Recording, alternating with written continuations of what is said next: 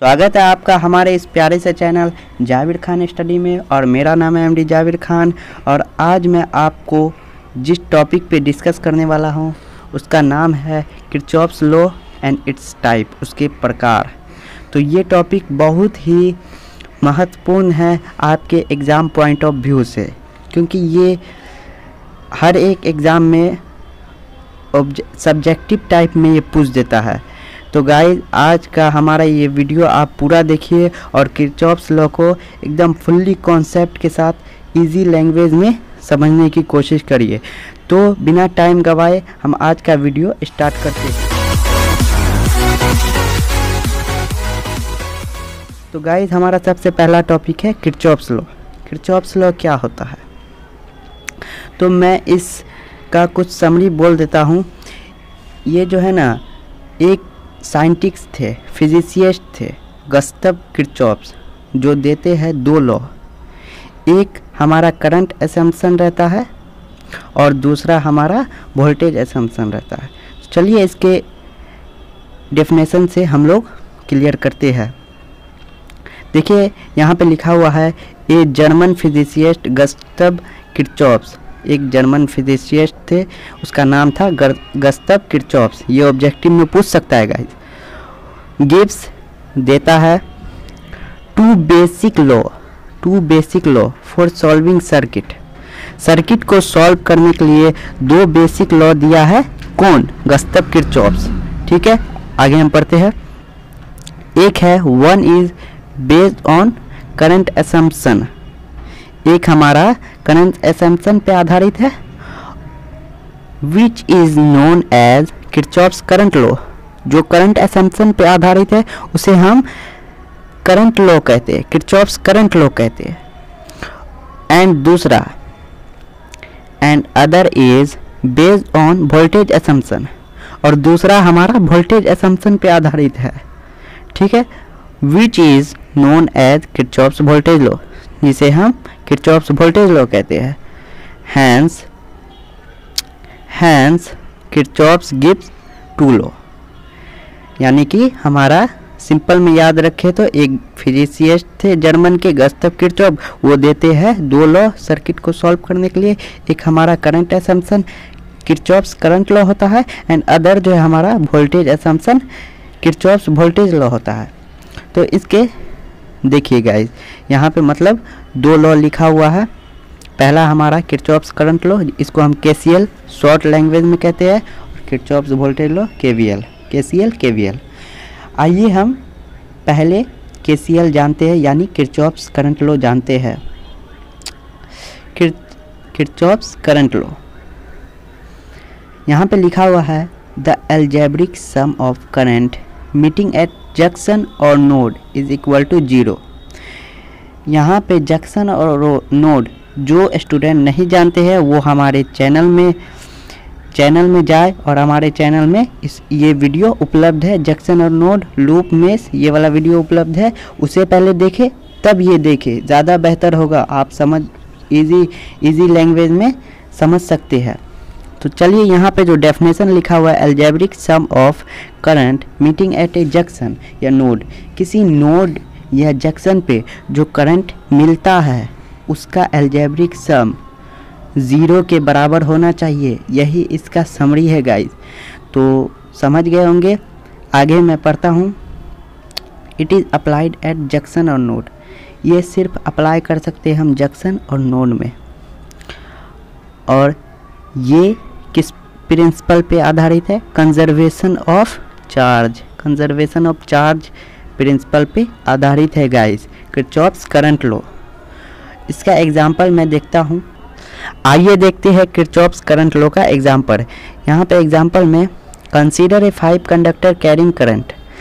5 हम करंट ले रहे हैं, conductor carrying current I1, I2, I3, I4, I5 meeting at A point 0 पे मीट कर रहा है, मतलब मिल रहा है, जैसा कि फिगर में हमारा दिखाया गया है। ठीक है, यहाँ पे गाइस आप ध्यान दीजिएगा तो I1,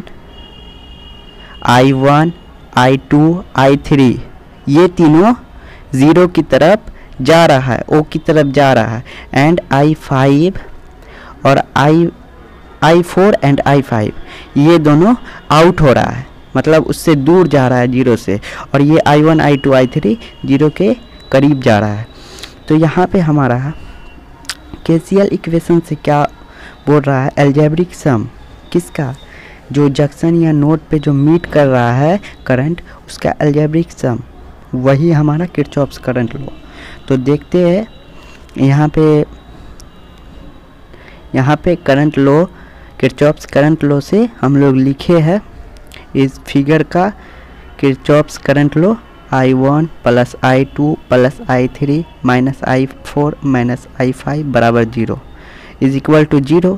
अलजेब्रिक सम उसका 0 होना चाहिए, यही हमारा KCL कहता है।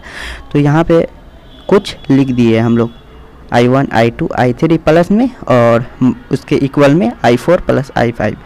इसका यहाँ पे खुलासा किया गया है गाइस नीचे में, यहाँ पे मैं पढ़ता हूँ और समझाता हूँ। थस द अबव लॉ, ऊपर में जो लॉ है, can also be state as sum of current following towards any junction, किसी जंक्शन की ओर जो करंट का सम है इन एन इलेक्ट्रिक सर्किट, किसी सर्किट में किसी जंक्शन की ओर जो करंट का सम है वो इक्वल होना चाहिए to the sum of the carrying current following away from the junction. ये आपको समझ में नहीं आया होगा तो मैं सिंपल लैंग्वेज में समझाता हूँ हिंदी में। जो जैसे ये I1 I2 I3 ये तीनों जा रहा है तो इसका सम और इक्वल कर देंगे जो बाहर जा रहा है I4 एंड I5 बाहर जा रहा है तो हम इसके बराबर कर देंगे, ये I1 I2 I3 के बराबर कर देंगे I4 I5। जो इन कर रहा है तो वो पॉजिटिव हम रखेंगे, और जो आउट कर रहा है मतलब कि जो जंक्शन या नोड से बाहर जा रहा है उसको हम माइनस में रखेंगे।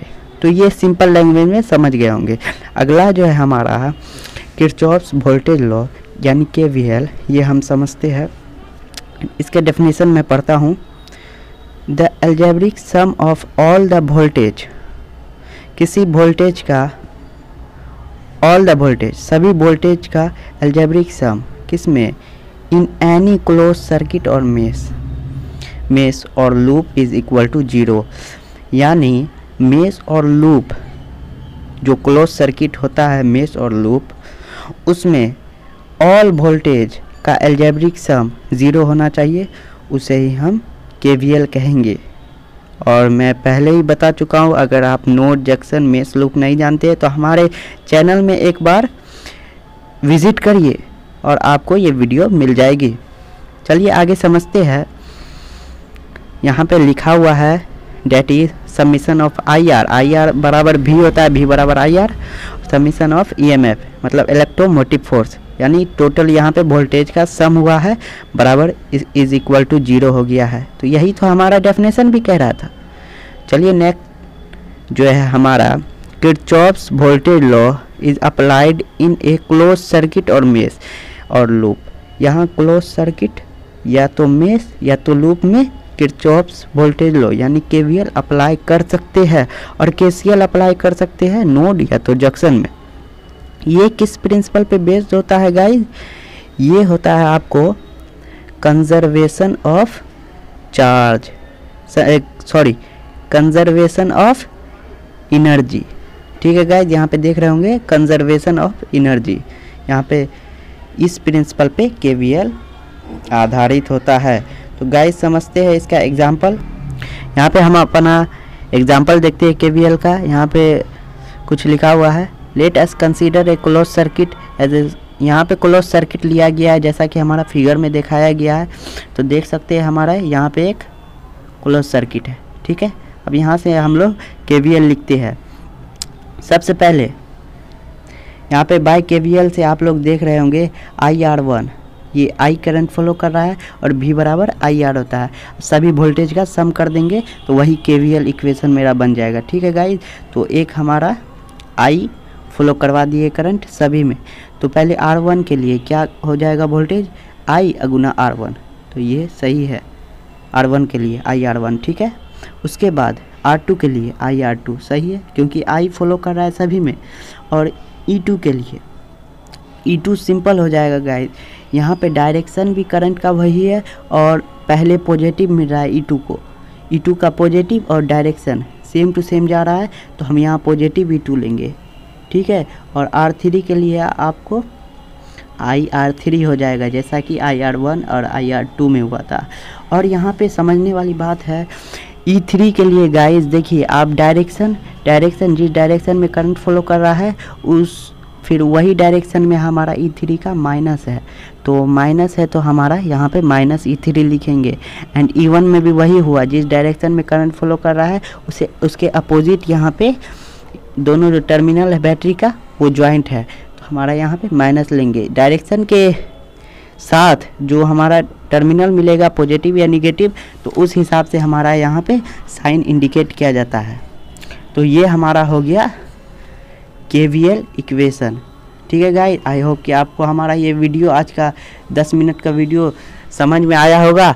अगर आप बोर हुए हैं या किसी तरह का डाउट है तो आप कमेंट में ज़रूर लिखिए और हमारी गलती को बता सकते हैं बेझिझक। और हमारा ये वीडियो अच्छा लगा तो लाइक एंड सब्सक्राइब करे बिना मत जाइएगा गाइस, हम लोग को बड़ा मेहनत लगता है वीडियो बनाने में। Okay, thank you, take care.